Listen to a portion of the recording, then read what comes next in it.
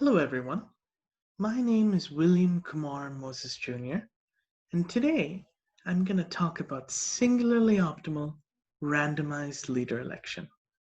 This is joint work with Shai Kutan from Technion, Gopal Pandurangan from the University of Houston, and David Pelig from Weizmann. So, in today's talk, what I'm going to do is I'll set up the problem, I'll set up the model, and I'll tell you how to measure the results.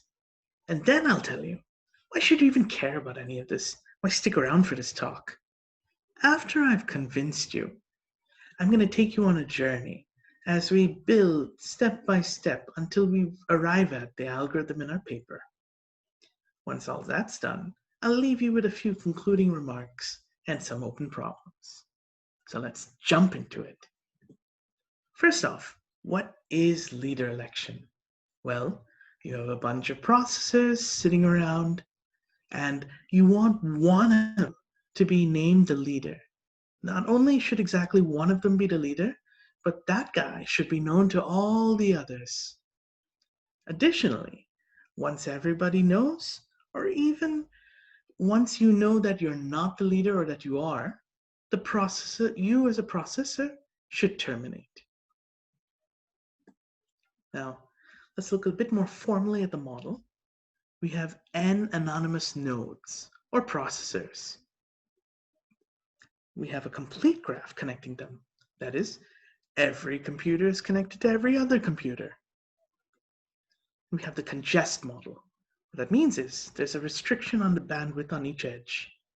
Each message can only be of O of log n bits, and in the synchronous version at least, you can only send a constant number of messages per round.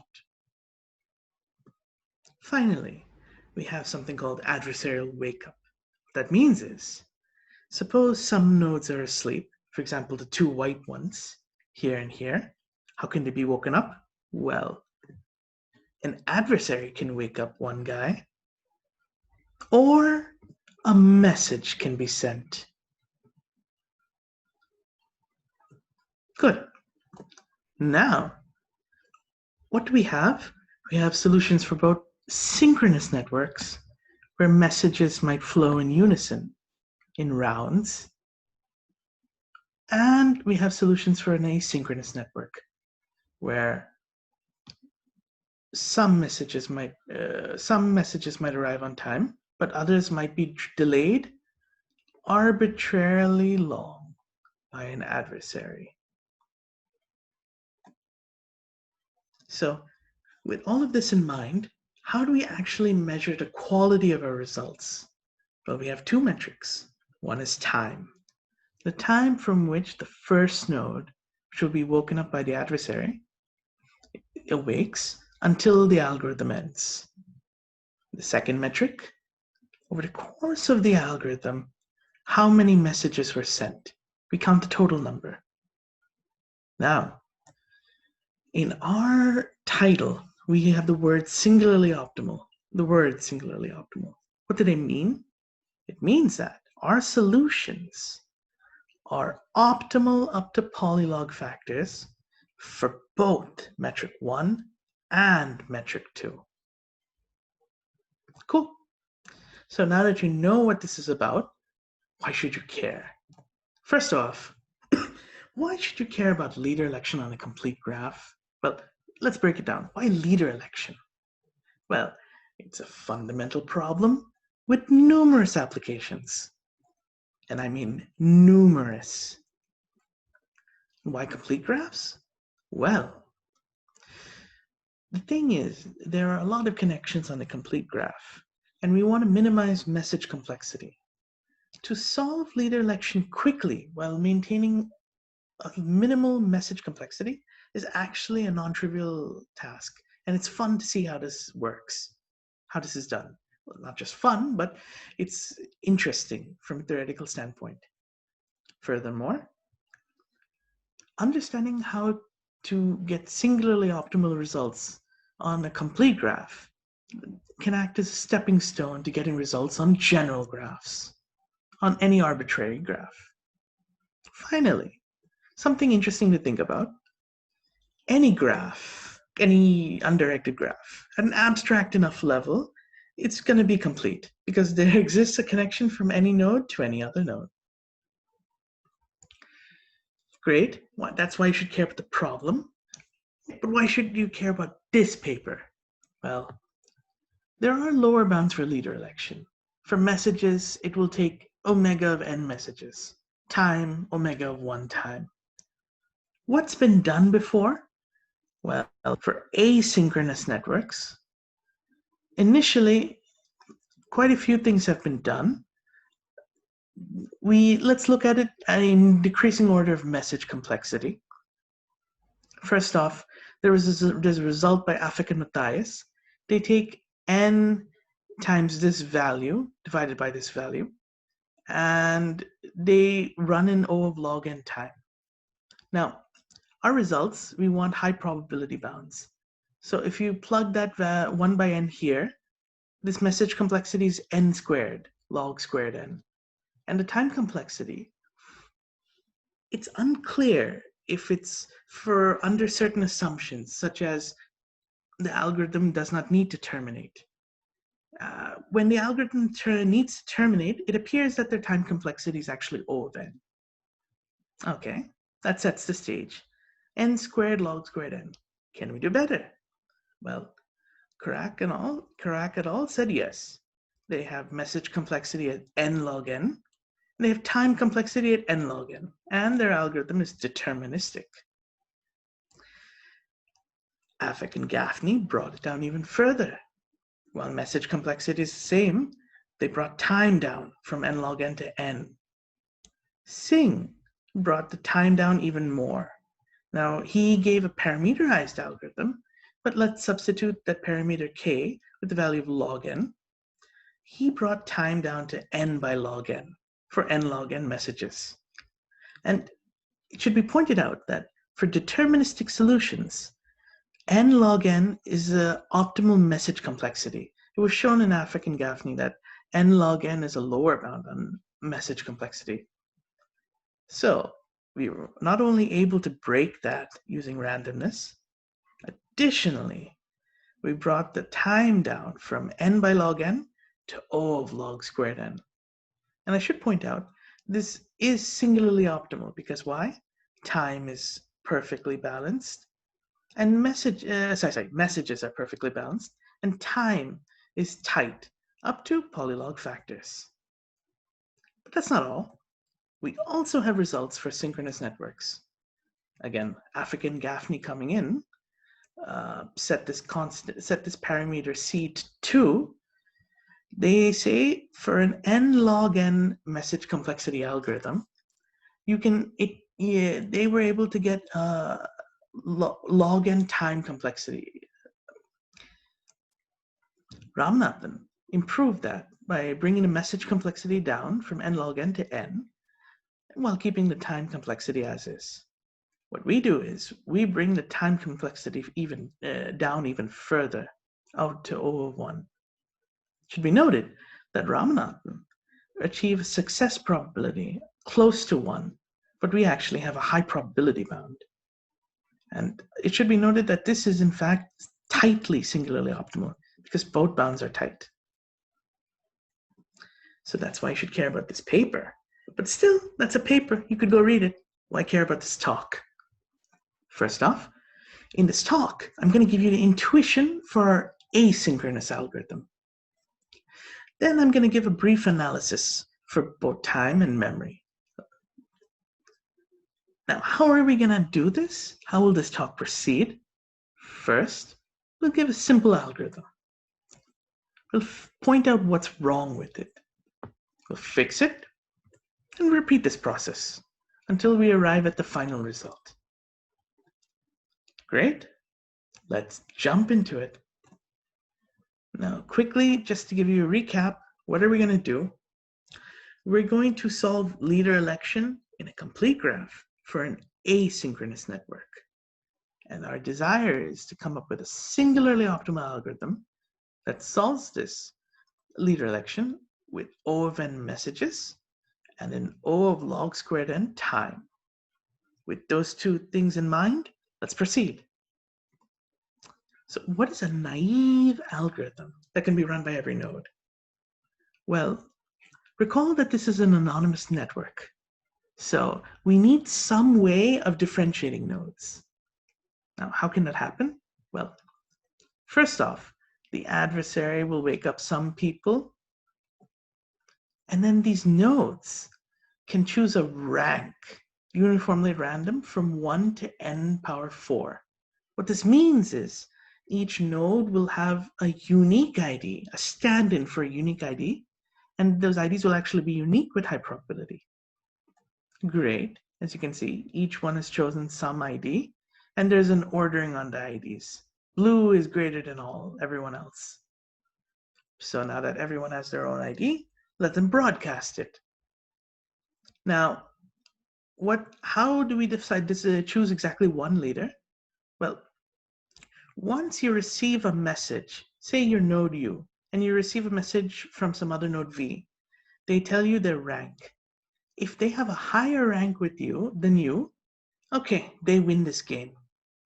So for example, yellow is smaller than blue.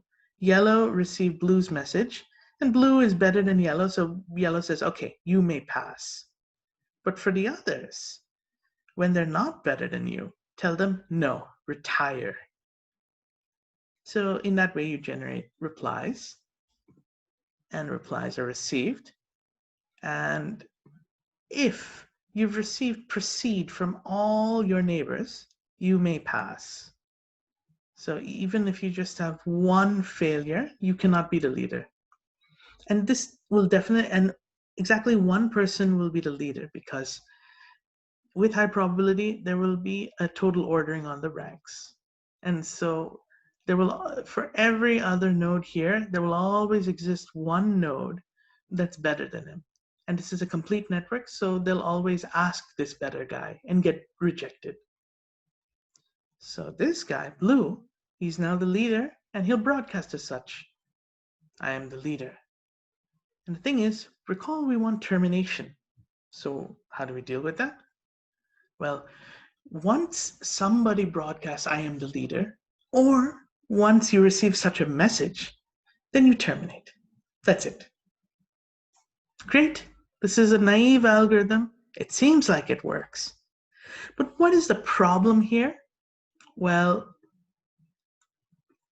too many messages. Each node was awake, and each node broadcasted. What is that? N times n minus 1. O of n squared messages. Too much. How can we fix that? Well, what if instead of n nodes broadcasting, only a small fraction of them broadcasted? Maybe as small as log n of them. Well, it would be a step forward. Now, how can we actually make that happen?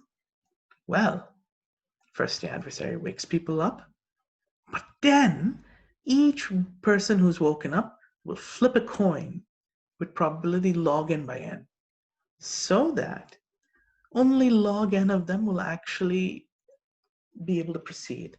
All those who win this coin toss, that is, they get heads, they're able to proceed with the typical algorithm, and those who fail outright stop being candidates. Of course, if you're a candidate, you choose your rank, and then you proceed as usual. Okay, great. Now, instead of n candidates potentially broadcasting, you have log n candidates broadcasting. It's still n log n messages, but there is another problem that pops up. What is that? Let's go back to the beginning. Everyone was asleep initially, and what happens? The adversary wakes somebody up. Previously, the adversary woke everybody up. But what if he only wakes one person up? Then with high probability, that guy won't be a candidate. Then what happens? Nothing happens. So what are you going to do? Well, let's go back to the whiteboard. What do we want? We want to reduce the number of messages. And what are our competing needs? Nodes shouldn't be eliminated too early. As we just saw, that might result in no leader being elected. We have a competing need. too many candidates shouldn't broadcast. That was our first problem. So how do we fix both problems? Well, here's an idea. What if candidates, they don't broadcast initially, but they build up to it in phases? So that initially, everyone woken up by the adversary is a candidate.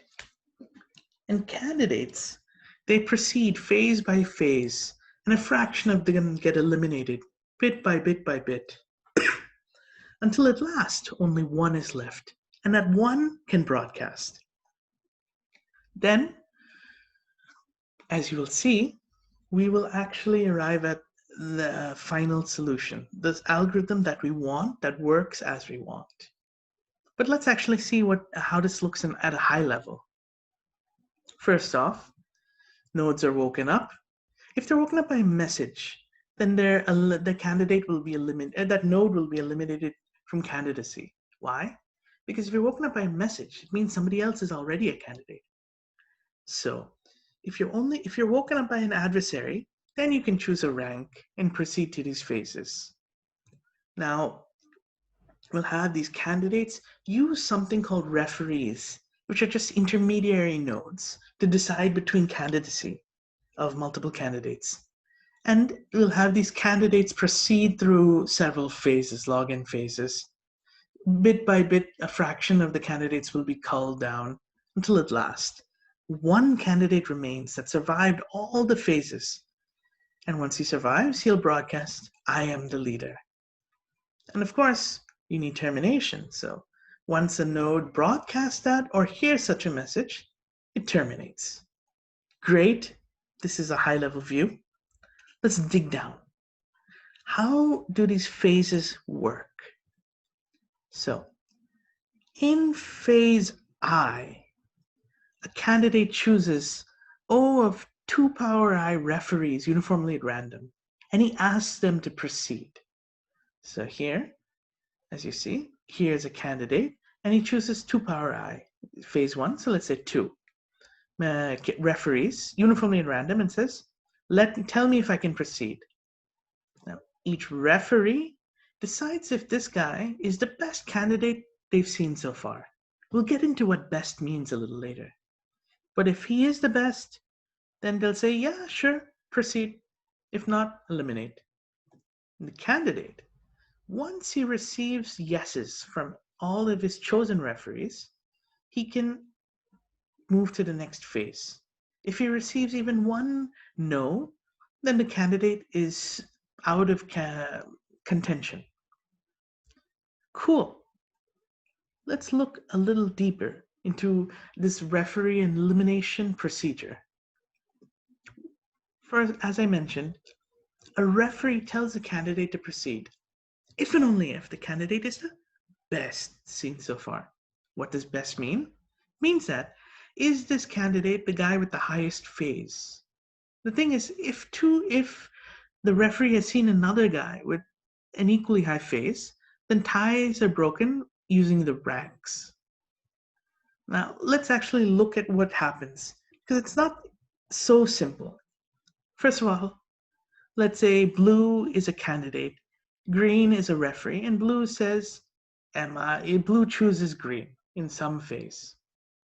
So if, for example, green knows of somebody who's in phase I+1, but blue's not the best, it can be rejected out of hand. Sorry and goodbye. What if the referee chosen is not even awake yet? In that case, well, the referee hasn't heard from anybody else, so clearly blue is the best guy heard so far. And of course, because he was woken up by a message, he's out of contention for candidacy. The referee is. So anyway, the referee says, okay, you're good to go. You may pass. Now, here's something interesting. Blue is a candidate, red is a referee, and purple is some other candidate.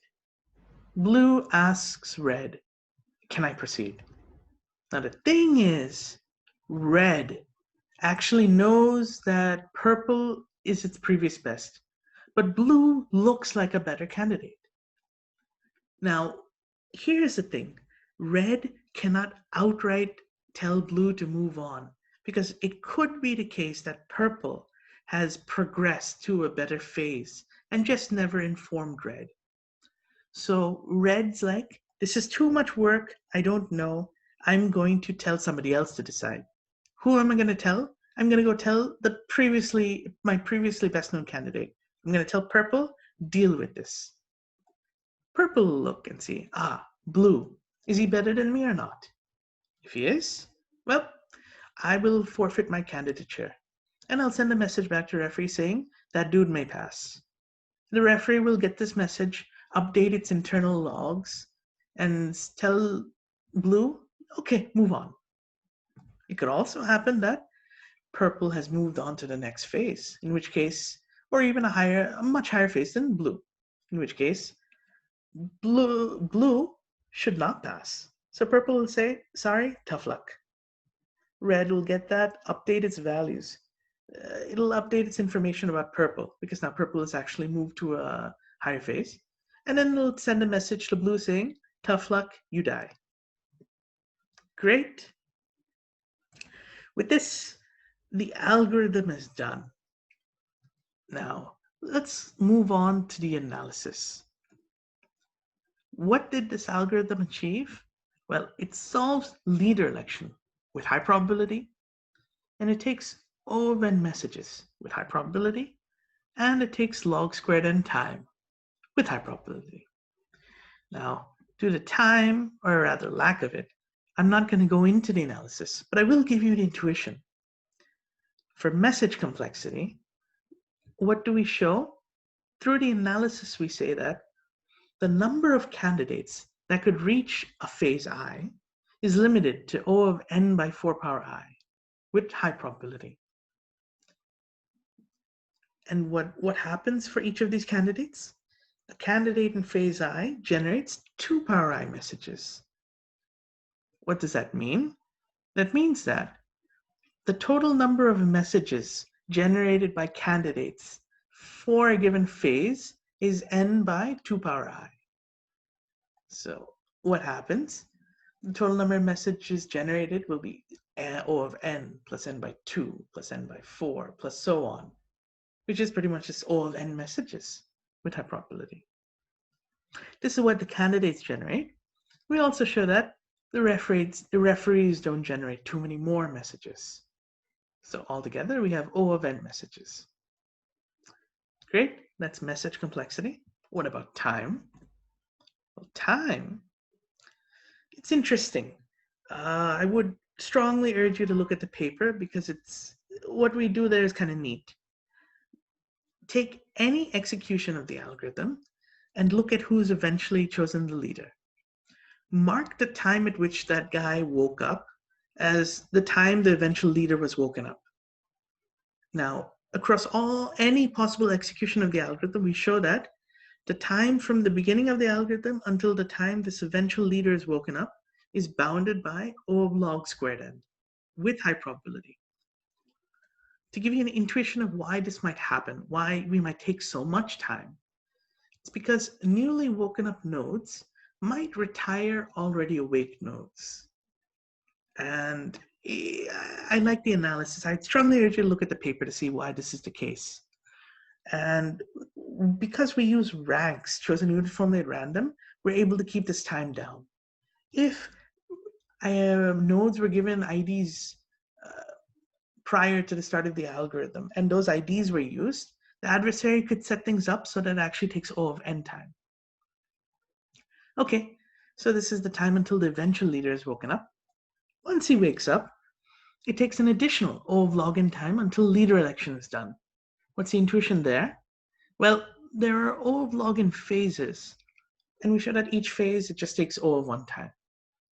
So log squared n plus log n. We have O of log squared n time from start until leader election is done with high probability. Great. So far, we've seen the algorithm, and we've seen how you've received some intuition about the analysis. So let's just conclude this talk now. First off, in this talk, what did I do? I showed you how our singularly optimal leader election algorithm works for the asynchronous network. But this was just a talk. In the paper, you can also find our tightly singularly optimal leader election algorithm for synchronous networks.